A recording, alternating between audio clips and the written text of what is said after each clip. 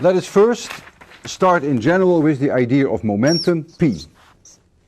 Momentum is the product of the mass of an object and its velocity. It is a vector. This velocity can only change if there is a force acting upon this. If I write this down as dp dt, take the derivative, equals m times dv dt plus dm dt times v, and if the mass of the object is not changing, then the mdt is 0, then what you see here equals ma. dv dt equals the acceleration. But we know that the ma is the force on the object. Let's call it the external force. You'll see later why I want to make that distinction. And so this tells you then immediately that dp dt, the change in momentum per unit time, equals the force, the external force on the object. And if there is no external force on the object, if this is 0, then dp dt is 0, and we call that the conservation of momentum. And of course, we use this not in general when we have one object, but when we have more than one, 2 or 3 or 4. If these objects interact with each other, then the internal forces between them, since action equals minus reaction, exactly cancel each other out. So if we have a collection of objects, and if the sum of the total external forces is 0, then the sum of the momentum of all these individual objects is conserved. And that is a very important rule when we're dealing with collisions.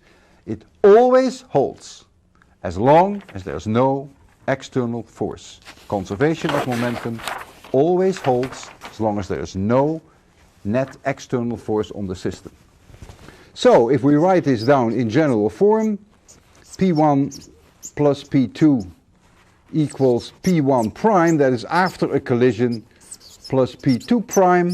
We're dealing here with 2 objects, and you can write this down as M1 V1, which is a vector, plus M2 V2, a vector, equals M1 V1 prime, which is a vector, plus M2 V2 prime, which is a vector. That is the conservation of momentum as long as there is no external force. And it always holds. It always holds regardless of whether kinetic energy is conserved or is not conserved. If kinetic energy decreases, we call that an inelastic collision. Kinetic energy can even increase when there is an impact, by the way. Think about that. If kinetic energy does not change during the impact, we call it an elastic collision. But the conservation of momentum always holds as long as the net sum of all the external forces equals 0. Small example. Suppose you have a marble here and you have a piece of putty here. No external forces, so no friction, so we have to do this somewhere in outer space. I give the marble a speed, it hits the putty, it gets stuck to the putty. Kinetic energy is nowhere nearly conserved. Very inelastic collision. The two get together and clump together.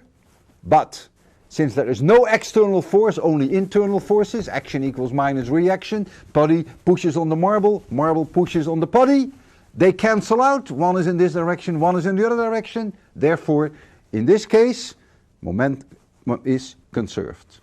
And that is very important that you are aware of that, and we will use that to our advantage many times.